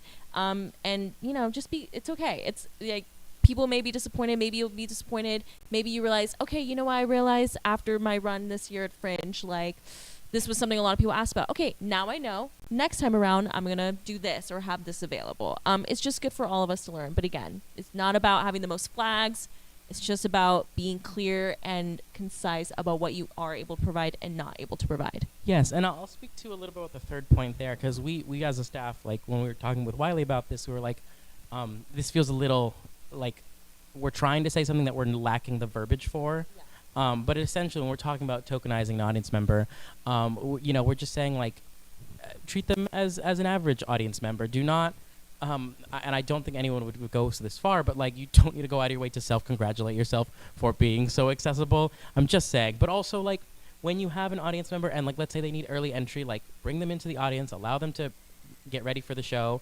There's just a level of respect and hospitality that you can offer without being like clingy, I should say. Clingy, like overwhelming, even to yes. the audience member. It's just, you know, we're all people. We all have different needs in life. This audience member has specific needs for your show. Communicate with them. Exactly. So that's really what that third one's about. We're still working on the verbiage of that. Yes. And we just felt it was necessary to kind of explain that a little bit more. Great. So, yes, this is talking about gun safety again, and not following these guidelines will result in you being prohibited from presenting as a part of the festival, which is awful. And I would never want to see that happen to any of our participants, where either they consciously did it or they didn't know about it. And that's really what we want to solve here. So, again, only non-firing guns, replicas, are permitted in use in the Hollywood Fringe Festival shows, and they should never be pointed in the direction of the audience members. I would also speak to never be pointed at fellow actors on stage. Again, there's that trick where, you know, if you have a gun, you're pointing it, yes, exactly, like at a diagonal. The audience will never know if it's pointed at a diagonal. Also pointing it above audience heads, and that works well too. The Fringe provides like blanket recommendations on how to deal with gun safety. Your venue will absolutely, most likely, have more regulation on what they feel comfortable allowing into their space. Because again, you're entering into 2 contracts. A contract with the Hollywood Fringe Festival, that's where your registration comes into play. But you're also entering into a contract with your venue, negotiating performances, rehearsal, tech, whatever is in that contract. And weapon safety will absolutely be a part of that. I don't know a single venue that's like, yeah, bring in whatever you want. No, they're on top of it. And they have a level of comfort just as any other audience member would. We also briefly touched on this as well. Physical interaction must be consented to, both in rehearsals and performances. Audience members should have the ability to engage or opt out for any interaction. For those of us on the live stream or in person here who are working on immersive shows, I would recommend checking out the one of the early workshops that we had that's now on YouTube, which all dived into immersive work and how to go about that. But also, like I said before, there are moments where there is a clown piece that interacts with an audience, and you have to understand how to navigate that. And if you have further questions about that, like email support, we'll get those answers to you, because it is a wider discussion about how to connect with an audience. And yes, if they're like, I'm done with this interaction, like I opt out to not be involved, you know, I don't want to be pulled up on stage, that's also fine. And in fact, some of the immersive shows, you know, that I've seen participants who are like, or audience members who are like, I am here to witness. I'm not here to engage, and I still want to experience the immersive theatricality of it all, but just from a different angle, which is also fine. Yes. Great. Jeanette, you want to take off some final questions? Final questions. Questions to ask yourself. All right, so here's just some questions. What do you think is important for audience members to know before they buy tickets to or attend a performance? What do you do throughout the process to learn about and support the access needs of your team? Why should producers provide a content warning on their project page, and what does that entail? I don't really have much. I think we just went over it all. But yeah, again, it's really just about knowing your show in and out. Again, knowing your show, not just the actual like production of it and your cues and all your lines and stuff, but really just about getting people in and getting people to leave. This is something that I like to say when I've done shows in the past or I've directed shows and stuff. But like, you have a theatrical contract with the artists on stage, there are people in the booth, your tech team, and the audience members. We're all part of the same contract. So and part of that like nonverbal contract when we sit in the seat is we all want to feel safe and enjoy a performance, right? So all of this is set in mind, especially when we were talking about just before about like guns or really any weapons, not just guns, any sort of weapons. You need to communicate with your venue and they see what they're comfortable with and how that works.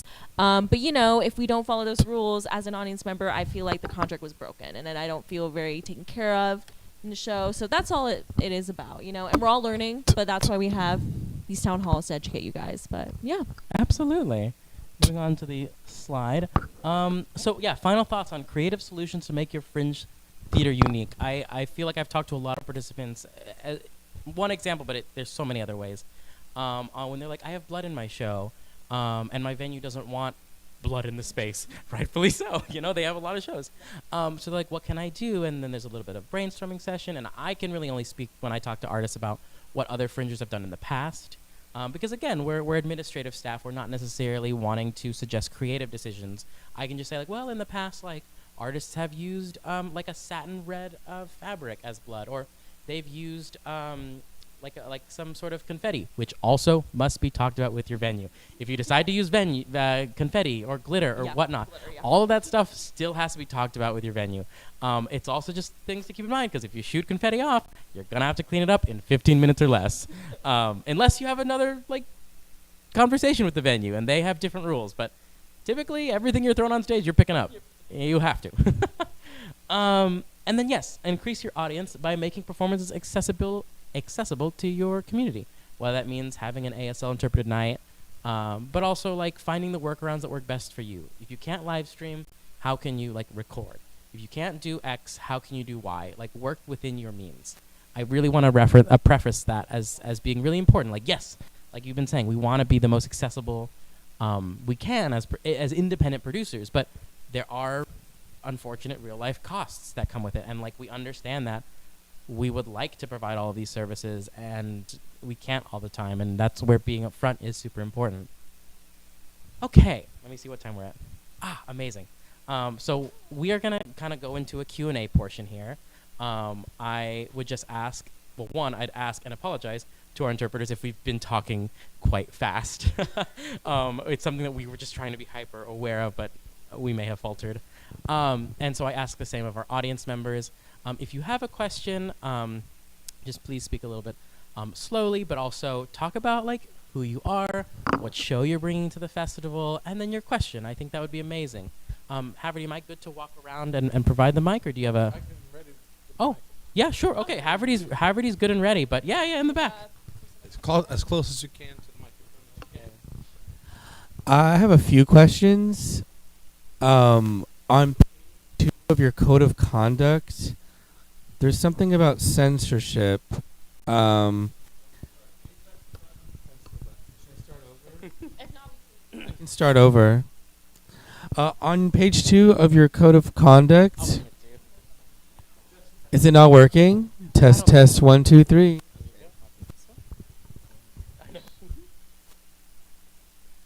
It says we don't censor your words unless they're actively harmful or hateful. It says that we're with the first mic, Haverty. Oh, No, the red one. There you go. Sorry, friends. Howdy. Hello. Use this one. The reason why I'm asking this is because I worked on a show 3 years ago, and they asked someone to remove a song from her musical, and I wasn't sure why, and it says here that there's limits to the uncensored nature, which are often set by the Access Advisory Board and enforced by a committee made up of members of Hollywood Fringe staff and board of directors. So I'm wondering, what is that process when you submit your script and you say, this is the show I want to do, and then do you guys come back and say, cut this out, take this out, we can't do this? What does that look like? And then is there an appeal process? Yeah, so I can speak a little bit to this, and then I'm going to pass it to Lois, who would absolutely Lois, you just want to take it? Yeah. Hey, everybody. Lois, Hi. Ellen and Lois are co-executive directors of the festival, who know the ins and outs. Yeah, no, this is a great question. And so so I can give the best answer, was the show at Hollywood Fringe that you're talking about? It was at Hollywood Fringe, yeah. 'Cause I will name, we've never done that. And we just started adding actually our language around content just last year. Moving up. Okay, hello. Everybody. No, I don't know what to do. Okay. But with that, y'all, it's really just making sure we don't have hate speech in shows. It's work that we can feel confident uplifting. But the line is, it's not super strong. It's as long as there's no hate speech, there's no problem. We're not actively reading scripts. We're not actively coming to shows looking for this. It's something, if we do find out, there will be a conversation. Usually it ends up with something like, hey, this one line needs to, and here's why. Or it's to make sure our community feels safe and there's no harm being done. Does that answer your question a little more? Sure of why they asked her to take a whole song out. There was no hate speech in it at all. It was actually just a very devotional, wonderful song. It wasn't, there was no, I don't know, it's very confusing. It's good to know that you clarified that you guys aren't scouring over scripts and all that. Okay. And even then, y'all, it's literally, we have a conversation. So it's not and pulling. The 1 or 2 times it's ever happened in the last couple of years has been a conversation with the producer where we talk through what was your intentionality. Perhaps usually it's a question of who is on your project team. Is this coming from lived experience, or are you speaking to a race that you are not familiar with in such a real way? And so it always ends up in a conversation, though. It's never just an email saying, hi, pulled your show, okay, bye. It's always a conversation. Okay. Yeah. And then, even in the conversation, maybe the person can say, well, I'm still going to keep it, and I'll just, deal with it, or how does that work? If it were to come to that, the reason where it would end up being okay, you're keeping it is because, again, we find out your co-director is speaking to lived experience, or there's multiple reasons it could be okay, no big deal. Thank you so much for clarifying that for us. That way, if it comes down to our email, we're able to discuss it as well. Okay. But there is a chance, if it goes against our code of conduct, if our committee sees that it's if it's harmful to a protected group, then that decision will be made. But we'll always work with you to help make that easy and it not ruin your show. Okay, so in her situation, it was something that wasn't her lived experience, but she was playing a bunch of historical characters. And this, yeah, and so that probably I'm not gonna. I think I know what you're talking about too, and I want to be honest and say this is a very, very rare instance. But it was something that was flagged because it was there's been 2 pretty problematic things where people have been I'm white and I'm going to play a black person. That's and what it was, yeah. Let's talk about that privilege and that thought process. And so what we did with that instance is we had a conversation with the producer, and I don't know if you're talking about this show, but that had happened. And for us, we had a conversation with the producer. The producer was oh, I see how that could be different. They went back to their director. They had a conversation about how are we going to honor the fact that this show is about inclusivity, about empowering women, and make sure that if a black person comes in, they don't feel okay, now you're kind of talking about my experience as a black woman, and more saying, I want a show that empowers women, and I want to have a show that empowers black women. And so I think that there's a lot of nuance when it comes to these conversations, and they're never going to be black and white because these are gray area conversations, and they need to be. And they need to be private between the producer and Fringe staff, and then we need to just kind of navigate it through from there. And it's really about what is going to sell your show after this. Our whole hope is that after Fringe, your show is not over. We also have a lot of cutting edge work, and we want to make sure that that work is able to be as extreme as it wants to be. We really want people to be able to take big, big, big risks. But when you're taking those risks, be like, where's the context? You know what I mean? And having those deep conversations takes time, and it takes a lot of effort, and it's happened twice in the time that Lois and I have been around, and each time has ended with that show going on and having a great run. Thank you. Yeah, and there was another show that pointed a gun at an audience, and that was really uncomfortable. So I understand that. I'm glad you spoke about the gun thing.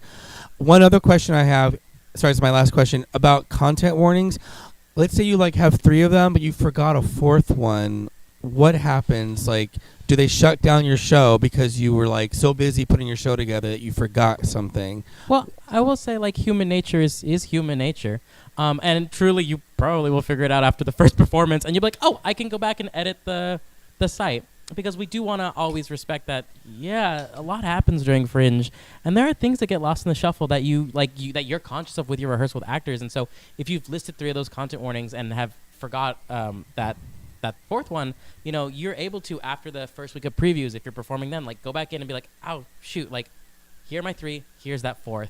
I will also say, just briefly touching on what Ellen and Los were talking about, but in a sidestepping kind of way, not necessarily on content, but on tapping artists on the shoulder, being like, hey, just a heads up, don't use copywritten material unless you have the rights.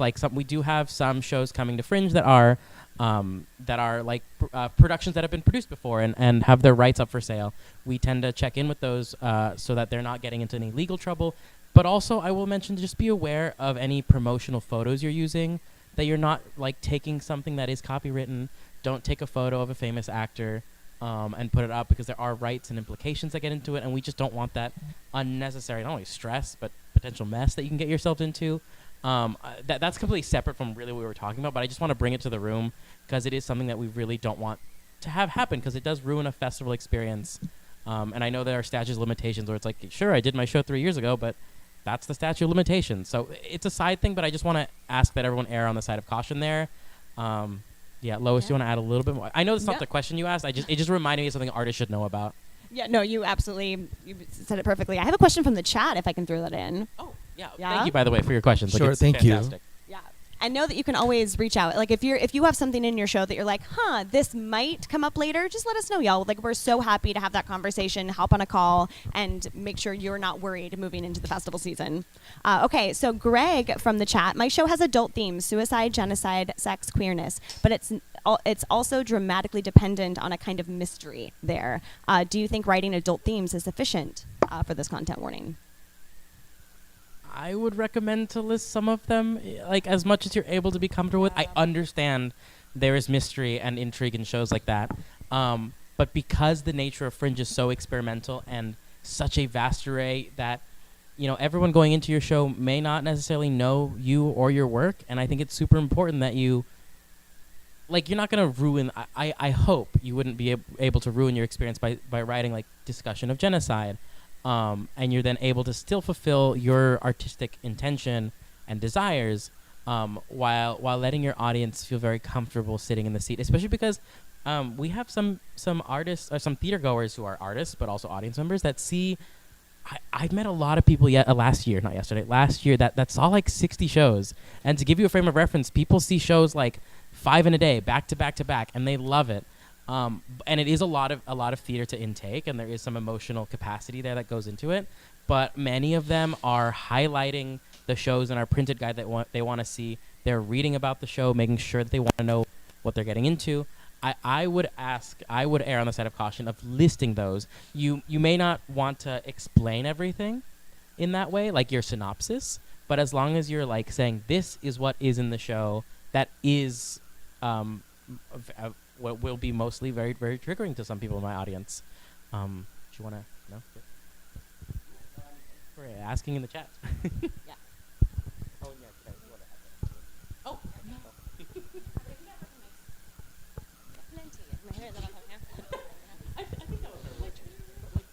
no. Is this working? Okay, great. Thank you for all this information. This is great. I have a question about content warnings.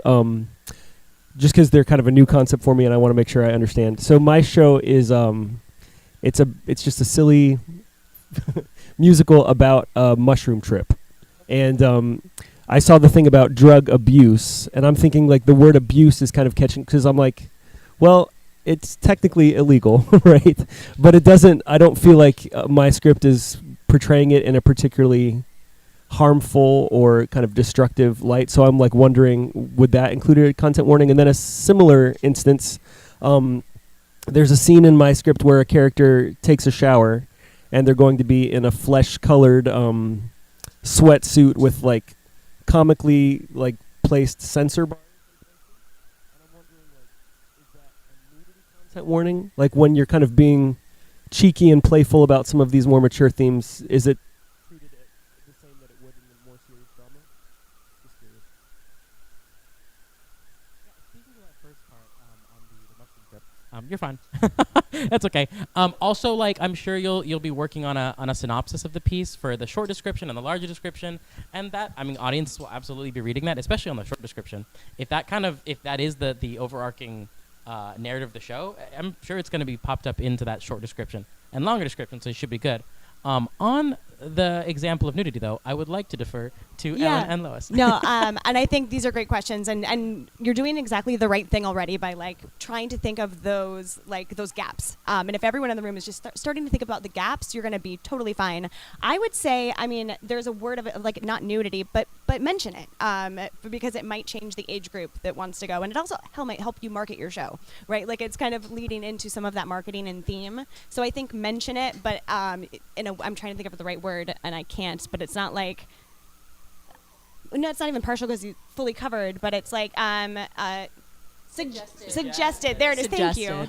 This is And we're all learning together. We're doing it. Yeah. I'll also, because I don't think talked about it on the website page when you're creating your project, which so many of us have done. You're able to go back in and, like, if you realize that your suggested age range or age limit should be higher, you can go and do that. Like, I know that these town halls are free open dialogue, so we do ask that they're like 18 and up typically. But every project shows, and they say, like, actually it's like 5 and up or 12 and up, and that's something else to control, like people coming into your space. And because there is, I think it's rare, but there is sometimes there's moments where someone's like, I came into the show, I didn't know what was going on, and oh my god, am I mad? And I'm like, well, there's a lot of detail on the website, and there's a lot of detail what happened, but it does happen, and we assist in like mediating that. Yeah, help us support you, right? Because if we're able to see it on the page, because your audience is going to come to us first, right? And then we're going to come to you. So if we have all of the information, if we're looking at the project page, like, I would love for our response to be, hey, it was listed here. I'm sorry you saw it, but I cannot give you a refund because it was listed. And I want to add to the age, because that's your first like accessibility flag or your first content warning if you think about it. So make sure that is really correct. Like, really think about your show, think about what age it's going to be appropriate for, because that is the first one. And if you are at no, we don't have any 21 plus venues, so never mind. But you can make it 21 plus. Sorry, we used to have a bar. When it comes to any of this, it's all about making sure that you are doing your best to market your show to your audience, because the Fringe audience is so vast. You're going to have your like nitpicky types, and then you're going to have your I go to Fringe because I want to see the fucking weird shit types, and then you're going to have your types that are like somewhere in between where they're nitpicky and weird. And those are the hardest to navigate. So our whole goal is that when we navigate those, we can be like, you know what, we've been so in deep conversation with this show because it has tricky themes that we don't have to worry about a complaint because we've been in deep conversation with them, and we can say, no, we know what they're doing and we've got their back. You know, our whole goal is to have your back as the artist, protect you as the artist from having a bad experience. And so we'll never try and overstep in that place unless it really is something that our artist advisory board has set, which is hate speech or playing a character that is not in your race or things like that. And even with that, then there's talking about the gray area, talking about how to navigate those things. Yes, and just quick pause, because I do want to have Ellen and Lois continue. Sorry, Haverty, can we just have the camera on the interpreters? Because I know I want to see Ellen and Lois, but I also want what they're saying to be interpreted. Sure. Thank you. Sorry. You can go back, Lois. Oh yeah, I was gonna say that was it. And Sorry. I think there was a question here, right? If we're good. Cool. into My it bad. forward. I just, No, it doesn't make sense sometimes. Okay. Is it also supposed to be really close to my mouth like this? Yes, please. Okay, great. So my question is for if you're writing a play that has a lot of content warning themes, I know you should write it in the long description. Should you also write it in the short description? Or like, how does that work? Because like my play is like 90% mental illness, and there's no way to avoid that. And if somebody somehow misses that, like that could be a problem.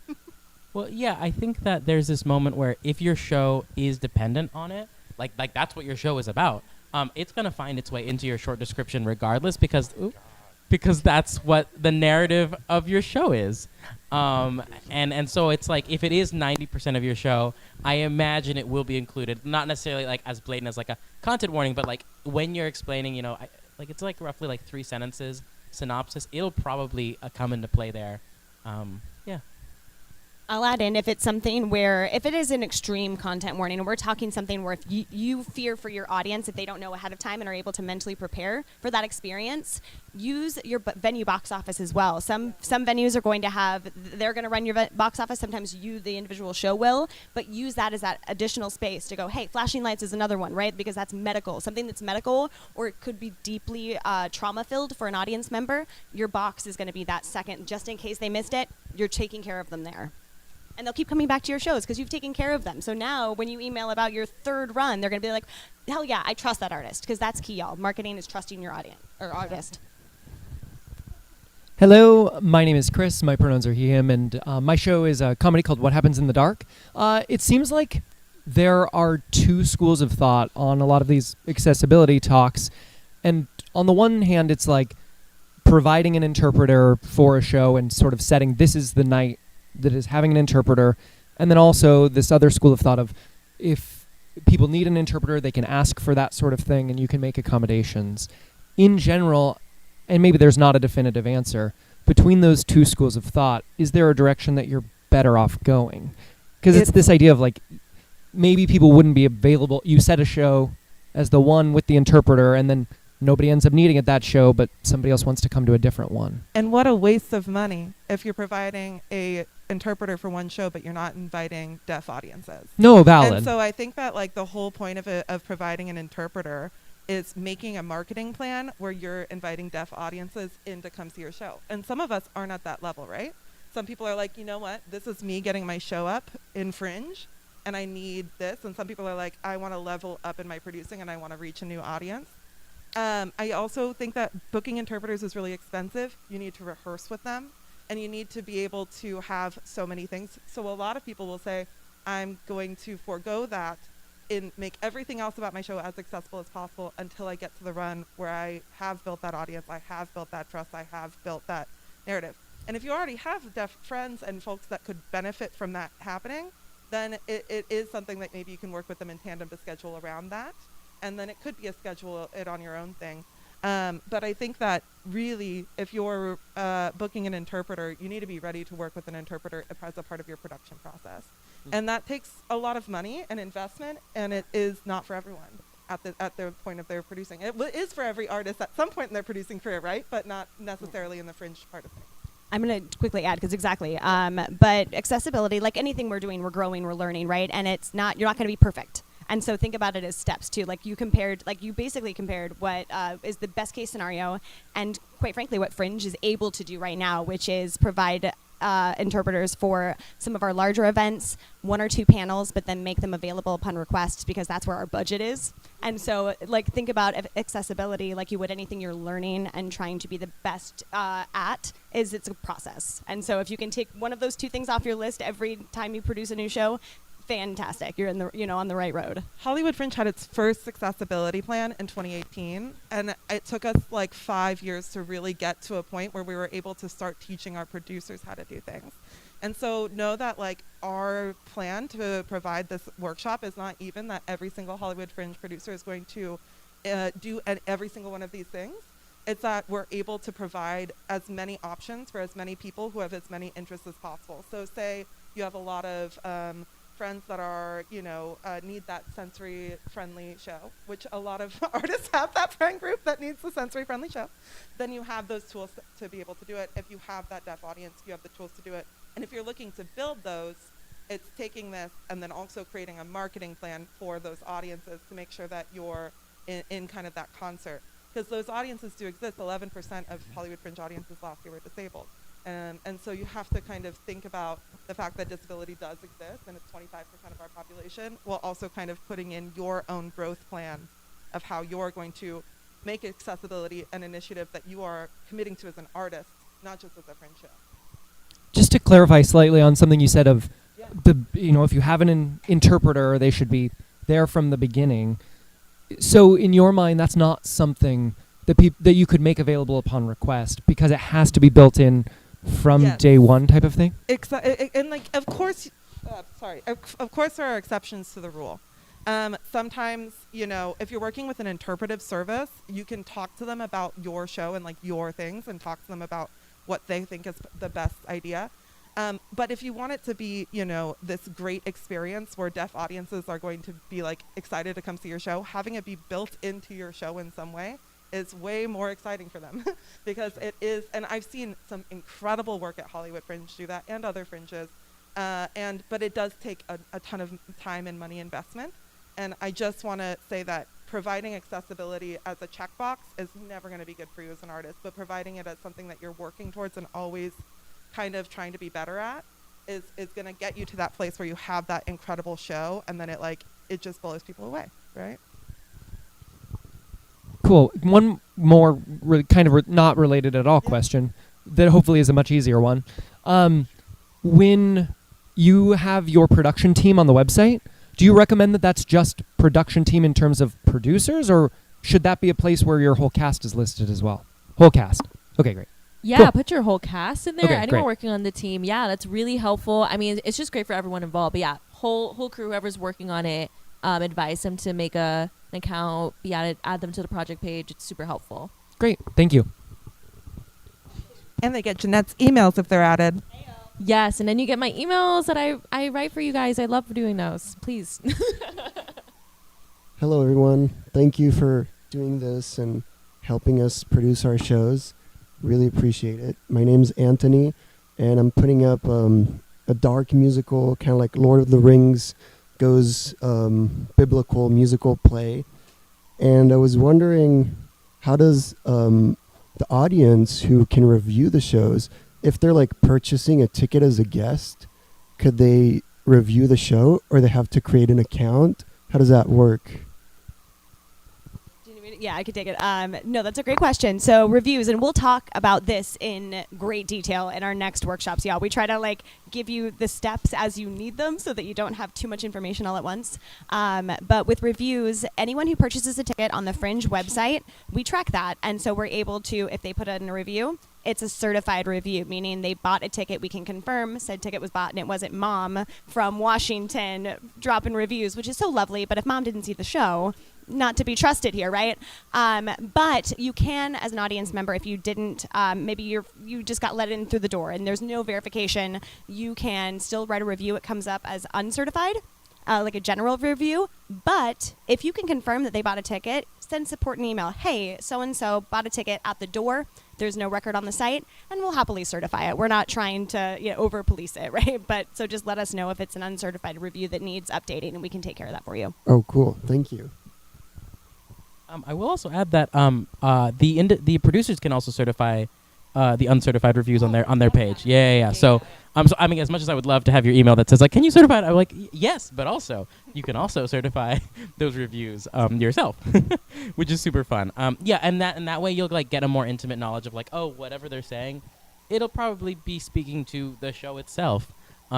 So there's kind of a tell where you're like, oh, you saw the show. Instead of, because there is sometimes spam, and that's which please email us about that, because email us the if bots spam, are going crazy. Because there are bots that happen on the Fringe website where they're like, hey, get this discount to this casino, and I'm like, that's not yeah, it's that's not what my show's about. My show has nothing to do with casinos.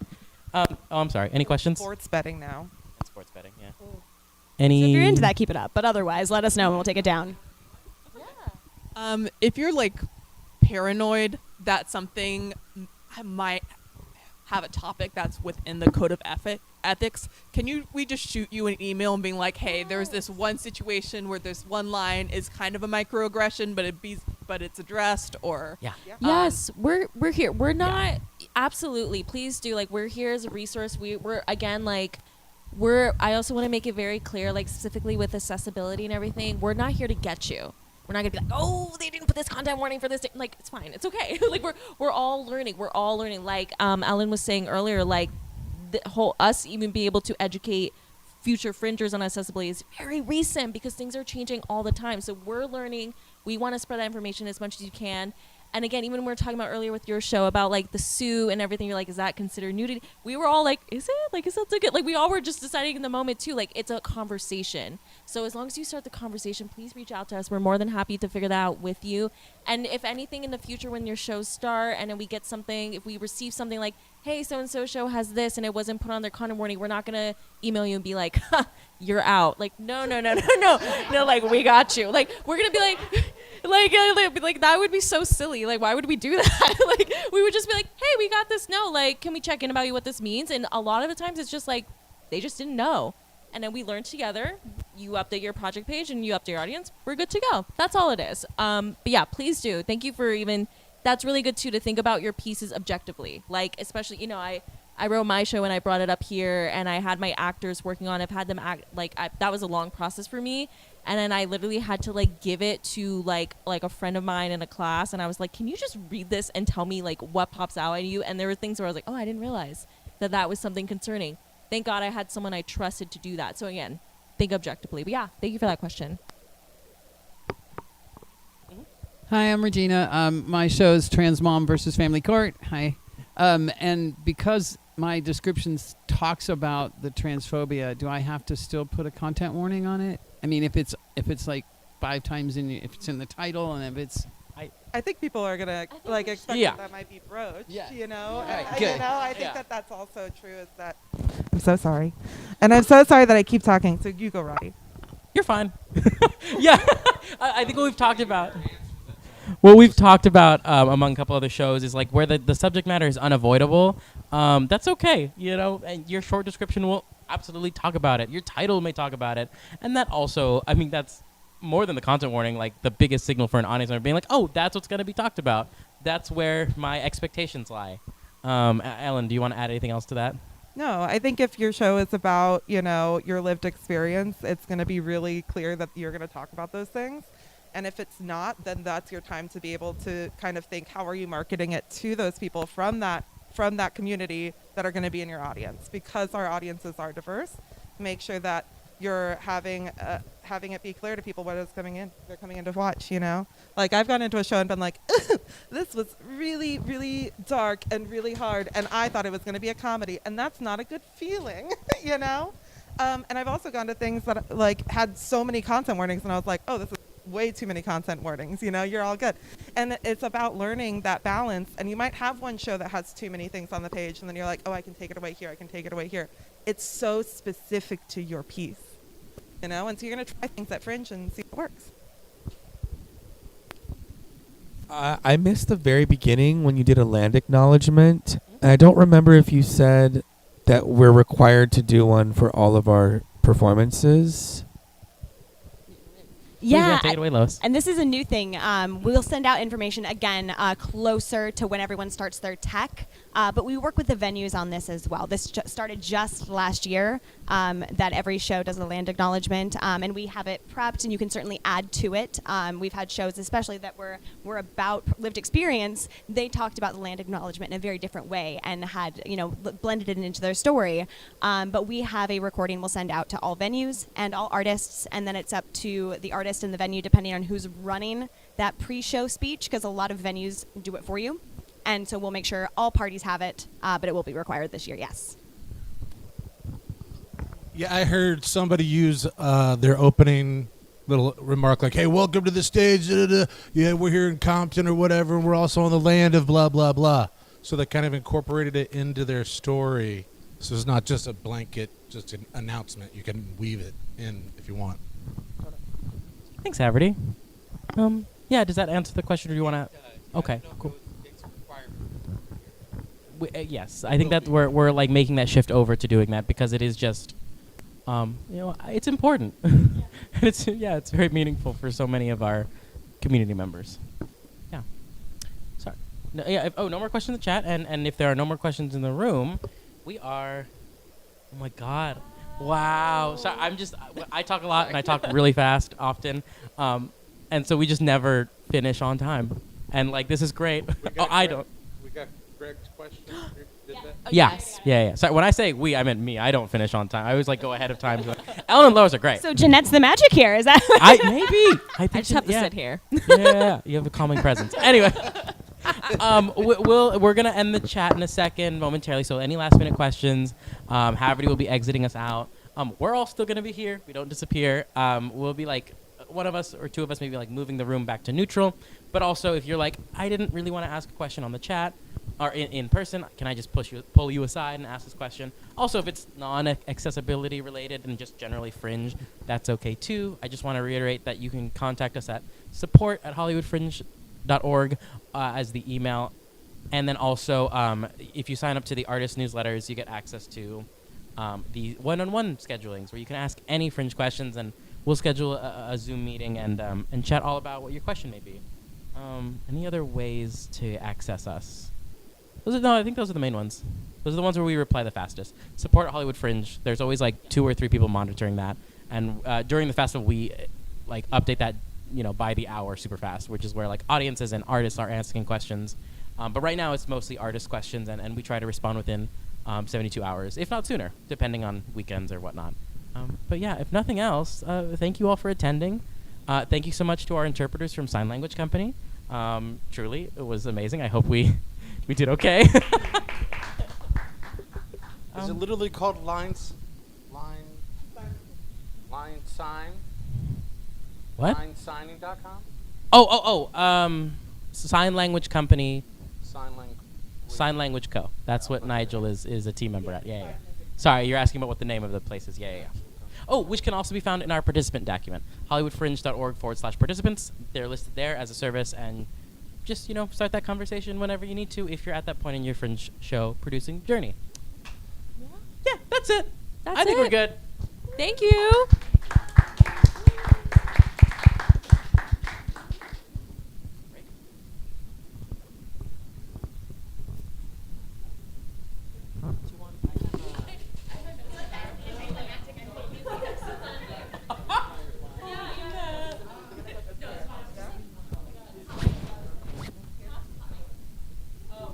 We were fine. We're all good.